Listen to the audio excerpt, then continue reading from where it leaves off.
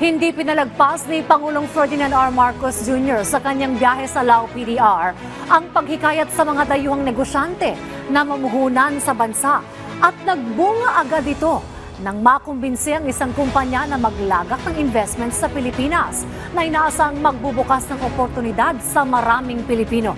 Yan ang ulat ni Clazel Cordelia. Malugod na tinanggap ni Pangulong Ferdinand R. Marcos Jr. ang pamumuhunan sa Pilipinas ng isang kumpanya mula Thailand na gumagawa ng fiber cement. Magtatayo ng manufacturing facility sa Pilipinas ang Shera Public Company Limited, isa sa pinakamalaking fiber cement company sa mundo. Nagkakahalaga ng 2.9 billion pesos ang investment. Sisimula ng operasyon sa susunod na taon sa Mabalacat City, Pampanga. Ayon kay Pangulong Marcos, tiyak na magbubunga ito ng pagsikla ng ekonomiya, karagdagang trabaho at kabawasan sa pagdepende ng Pilipinas sa pag-aangkat ng produkto. Nakanap ang puhunan matapos makipagpulong ang delegasyon ng Pilipinas sa Shera Public Company Limited sa sidelines ng 44th at 45th ASEAN Summit and related summit sa Vientiane, Laos. Hinikayat ni Pangulong Ferdinand R. Marcos Jr. ang mga foreign leader at investor na mamuhunan sa Pilipinas. The Philippines is an ideal hub for smart, sustainable manufacturing. So let me put on my salesman's hat for just a while and invite you to explore the investment opportunities that are on offer.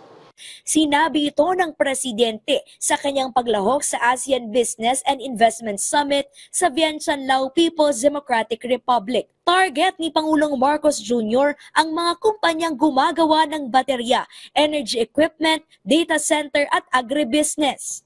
Ibinida niya ang agresibong pagpapabuti ng Pilipinas sa sektor ng infrastruktura, manufacturing, agrikultura at digital economy na ideal sa smart at sustainable manufacturing. Ipinagmalaki ni Pangulong Marcos ang mga programa ng administrasyon na daan para maging isa sa mga fastest growing economy sa Asia, tulad ng pagpapabuti ng Manila International Airport, pinagdurugtong ang mga island provinces at pinagaganda ang mga pantalan. Nag-i-invest din ang pamahalaan sa mabilis na internet at telecommunications sa iba't ibang probinsya para paigtingin ang akses sa malalayong lugar. Pinahuhusay ang skill ng 1.2 milyong manggagawa sa digital economy at pinatutupad ang Digital National ID para sa mabilis sa pag-avail ng mga serbisyo ng gobyerno. Ibinida rin ng punong ehekutibo ang pagtatayo ng mga flood control project para tugunan ang baha at pagpaparami ng mga pinagkukuhanan ng renewable energy, kaya suwak para sa mga nais mamuhunan sa electric vehicles. For us, connectivity is a necessity and building resilience is a means of survival. From building roads that connect provinces to establishing digital infrastructure, we understand that true connectivity transcends physical links. We ensure the seamless flow of goods, of services, of people, leaving no one behind. Gumagawa rin ng mga polisiya ang gobyerno para makahikayat ng mga investor tulad ng Internet Transaction Act, reforma sa Public-Private Partnership at pagsulong sa Create More Act na nagbibigay insentibo sa mga nagnenegosyo. Pinabibilisin ang proseso sa mga nais magnegosyo. Developing connectivity and resilience within ASEAN is more than just optimizing value chains.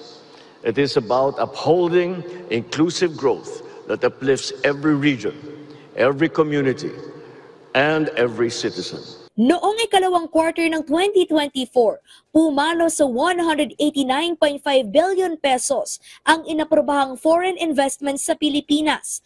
Umaasa ang Administrasyong Marcos na magbubunga ito ng mas masiglang ekonomiya at magbibigay ng mas maraming oportunidad at trabaho para sa mga Pilipino.